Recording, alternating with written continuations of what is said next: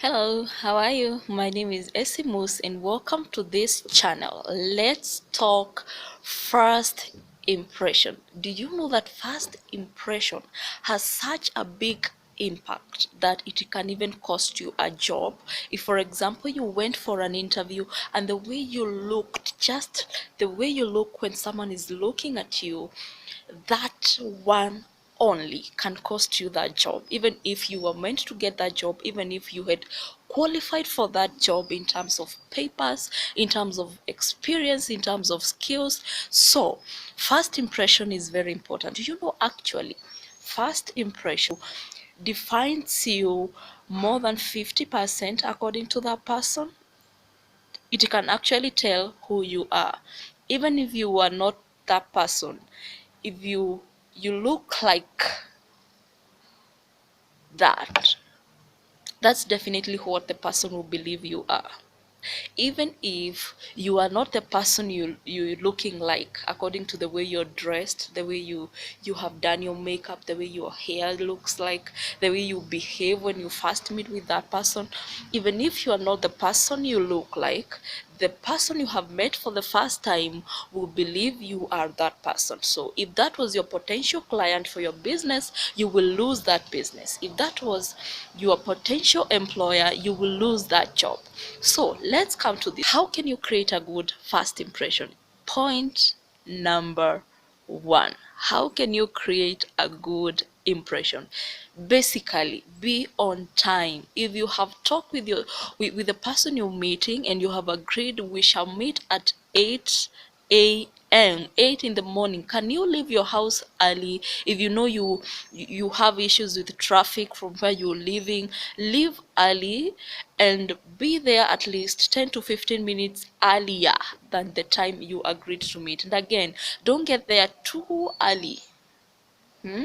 Yeah, although it's better to get there early than getting late, just try to be punctual. Don't go too early, because that shows how unpunctual you are. When you're late, this person will think you are a very poor time manager. So if they were intending to give you this business or to give you this job, they will you will end up losing this job or business, because they will conclude this is a poor time manager.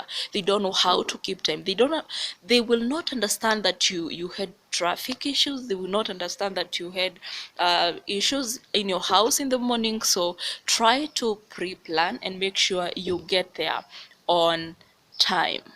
Point number two, when you get into a discussion, when you are discussing, you get into a discussion, whether it's a panel, whether it's you're discussing with your client. When you get into a discussion, please try and be yourself. Do not exaggerate. Some of us will want to be at a level that they are not in.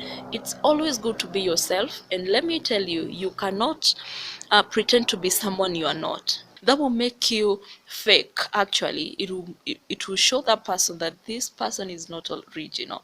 This person is a joker. This person cannot just be himself. I don't want someone who exaggerate things, who want to be some other persons. So it's always very important to be yourself. Point number three, when you meet someone for the first time, please try and smile. And again, when you are smiling, don't over smile. By the way, you smile too much, you pass a different information. So it's always good to have just enough smile, not too much, and don't be so groomy. Make sure at least when you're talking to that person, you're smiling, you're happy, your face is happy. Show a happy face. You know, when you're talking to someone and you're smiling to them, they can be able to connect. They can be able to identify with you. You can connect so easily. And then the other point is, when you are talking to this person or to this group of people or panelists, be attentive and be courteous.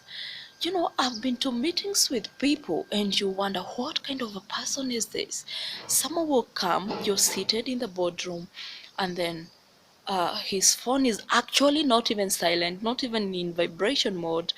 His phone or her phone is ringing, and then it rings in the middle of the discussion, and that person will just tell you, excuse me, can I pick this? And then they pick. After 5 minutes, within the discussion, in the middle of discussion, a phone rings again. Excuse me, can I pick? Please avoid this when you're talking to someone for the first time, unless it is someone that you know each other and you understand each other. If you're talking to someone for the first time, avoid this picking calls. Please, if it is possible, switch off your phone. If not possible, make sure your phone is in silent mode or it is in vibration mode, and do not pick that call. Don't even say excuse me the way we say it. Just excuse me, unless it is very urgent, unless it is something that cannot be changed. So make sure you avoid that if you want to get that job, if you want to get that business deal. So that's it for today. I hope you enjoyed. I hope it was helpful for you. So see you in the next video as we talk about what ruins first impression.